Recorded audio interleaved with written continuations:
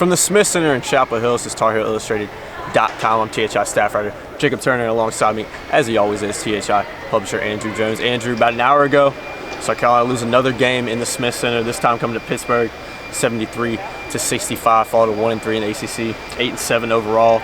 Andrew, I think if we need to focus on one thing about why Carolina lost, what led to their loss, I think we have to first talk about that 16:45 stretch in the second half that Pittsburgh went on, big run for them, and basically got a lead, and from there really never looked back. We've seen this a lot in their losses, where other teams go on extended. I'm not talking 7-0 spurts, no. 11-2. Talking lengthy runs that the Tar Heels can't get a stop and can't get a bucket to sort of slow things down.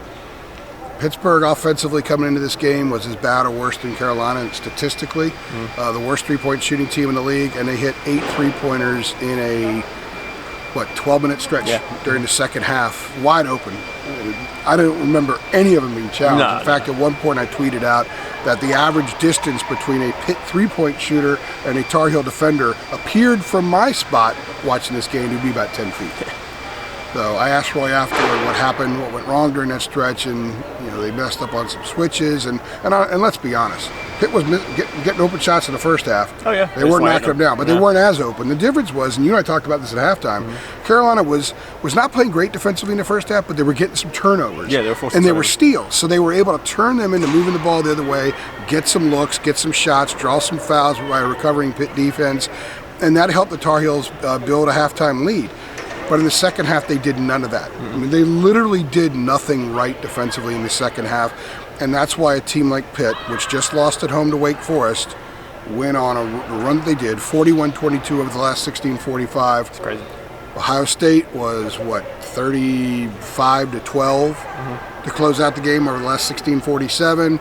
UVA 16-3, and remember this is UVA. 16-3 UVA run is like 25-6 for everybody else. Wofford 16-0 in the second half over in Carmichael, and then tonight. And there are other runs too, but these were just distinct and decisive ones, and that's where Carolina lost all these games. They didn't have what it took to stop the bleeding, and offensively, it's as if they were playing in sand. I've said this a few times before, and some people have emailed me and asked me, what does that mean? Well, imagine yourself being in sand. Everyone's played Frisbee or football in the sand before. You're not as agile as you are when you're in the backyard or out in the street.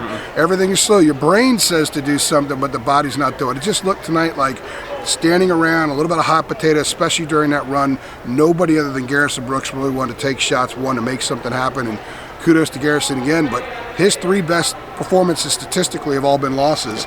Wofford the other day against Georgia Tech, and now tonight. So this team obviously needs to get a lot more than just Garrison Brooks doing stuff.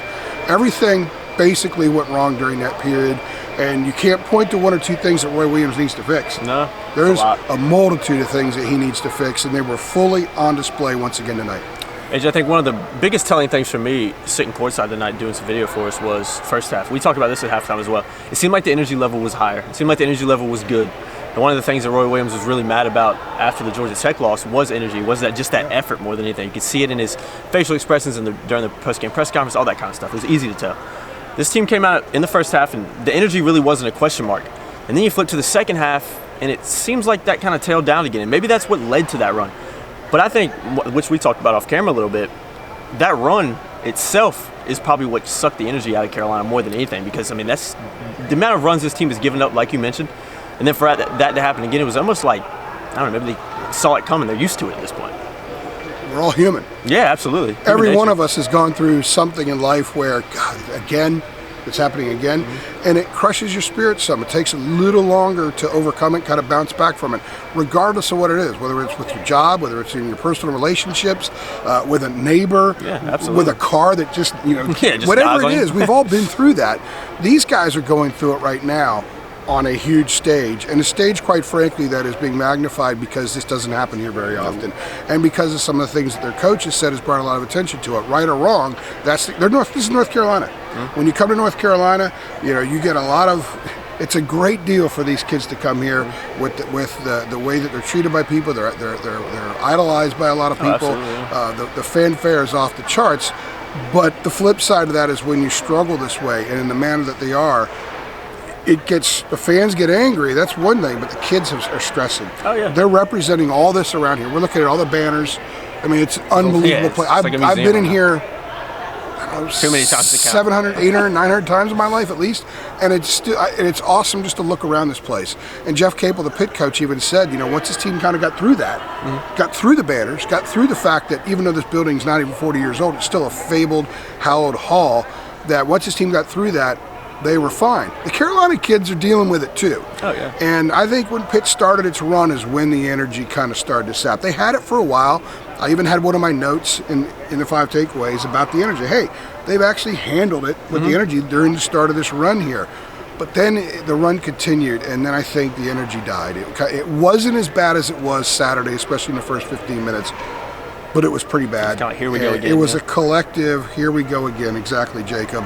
And they had no way, like I said in the first part of this video, they had no way to overcome it. They don't have the guy that puts the ball on the floor and says, screw you, I'm getting us a bucket, and I'm changing the tenor of this game. We're shifting course. They don't have that guy. Garrison tried, but he's a pretty good player, but he's not that guy, especially not on this team when surrounded by the players it's run. Yeah, exactly. I guess moving forward a little bit, looking ahead, I should say, taking on Clemson this weekend. Big streak on the line. Clemson's never won in this building. Carolina's lost 2 straight ACC games in this building. And the last win came with a 3-point win over a Ivy League team. AJ, moving forward onto Saturday, I know the streak is on the line, so everybody's going to be talking about. How does this team, not even just Saturday, but going forward into the rest of the season, how does this team? The rest of the season doesn't matter. Yeah, how does this team get motivated? How does this team bounce back? How does this team find a way to win and not let maybe those runs that could happen against Clemson affect them, not let the energy go down? We only got 3 kids after the game tonight.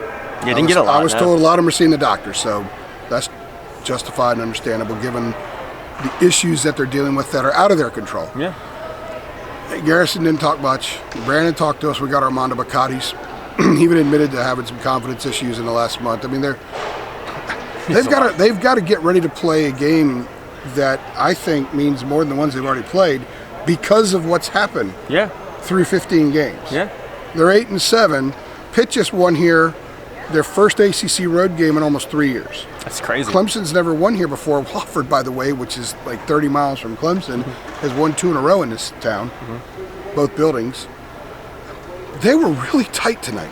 They were, yeah. You can see it. They were so. I mean, we're looking at the top of the key. We're standing on the side of the court where Pitt was in the second half, but looking over where Carolina was running the offense, man, they were tight. They were really tight. Roy even mentioned human nature today, which I'm glad he did because I talk human nature with you all the time. It's huge in sports, yeah. When we talk about how you cover a team, you really got to look at human nature. Fans don't understand why can't they come out ready to play every game? Well, human nature. Are you ready every day when you go to work? When you get up in the morning, are you ready to do what you got to do at home all the time? Are you always on point? No, nobody is. But then when things start to when you start to take on water, and you've taken on water before, at some point, it becomes almost impossible to figure out a way to handle it until it actually happens. Yeah. And they haven't done that. So until they go into a stress situation, a situation that you think that they would be tight, and they don't play that way, and the result gives them confidence, it's hard to imagine them coming out of it, Jacob. Yeah, digging himself a hole. And Saturday with Clemson coming in here, Clemson's never won in this place. Not just this building, all the buildings around here. These kids are going to be tight. And, I don't have any connection to them other than the fact that I cover these kids. But you got to feel for the fact that they're going to run out on the court and they're going to be in front of all these people in this building, and everyone in here is going to know the number. They're going to know the streak. It's going to be a big deal. And the Clemson kids are going to know the streak. Yeah. And Brad Brownell, one of the things his teams have always done well is they're physical. They take you out of your stuff. They kind of get you out of kilter a little bit. They're not a very good team this year either, but they got Amir Sims. I don't know who's going to guard him. And they're certainly as good as Pitt and Georgia Tech. Oh, yeah. Oh, for sure. So Clemson's fully capable of coming here and getting a win. But I think it'll be more about the Tar Heels, what their disposition is. That will ultimately, and got to hit shots. Yeah, you got to hit shots. That will determine what happens. It's going to be really interesting. I've covered so many different things in my career, and I covered the 2002 team that had Clemson come in here. Everybody thought the streak was going to end. Adam